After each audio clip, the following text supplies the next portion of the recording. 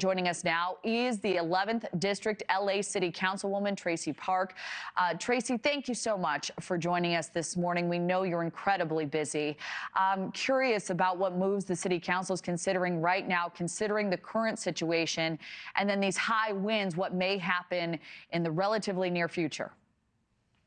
So with respect to operations on the ground, we are obviously very concerned about the wind conditions. This is still an active fire, a very dynamic situation on the ground, but we have about 5,000 firefighters on the ground, pre-positioned, ready to attack this, working around the clock to get these fires under control.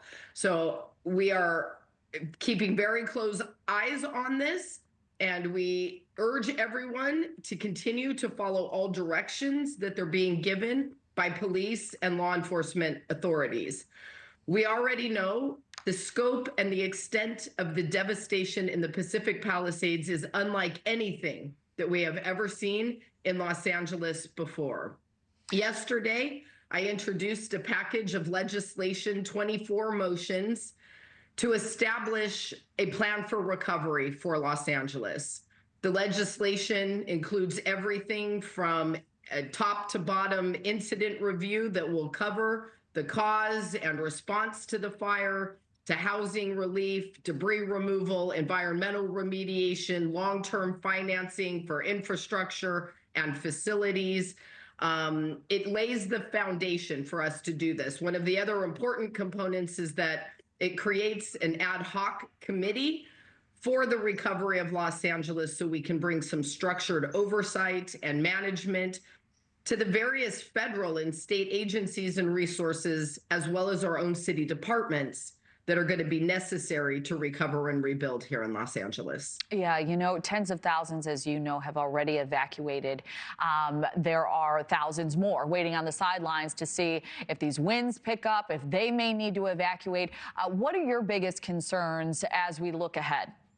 Well, one of the concerns that I have is that, you know, in other parts of the city, as life begins to return to something that resembles normal, people may not be following along as closely with the current information and the directions from our partners in the fire service. And so given that we've already lost more than 24 lives and countless billions of dollars in damage, and given how thinly stretched resources around the region are, it is imperative that everyone cooperate. And I just worry about folks losing focus here.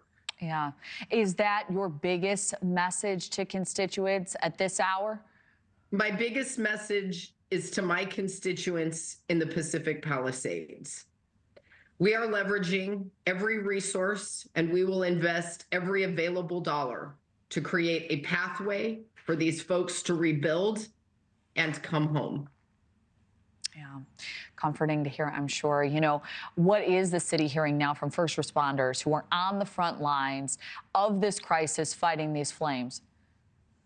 Again, a lot of caution and warnings. Like I said, though, they have pre-deployed as the wind has cooperated over the last several days. They've had numerous air assets dropping water and flame retardant. They are throwing everything they have at this.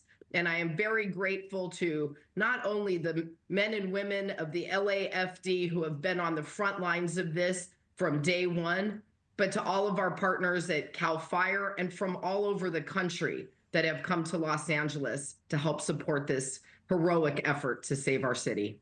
Thank you for watching. Go to newsnationnow.com to find NewsNation on your television provider. And don't forget to click the red subscribe button below to get more of NewsNation's fact-driven, unbiased coverage.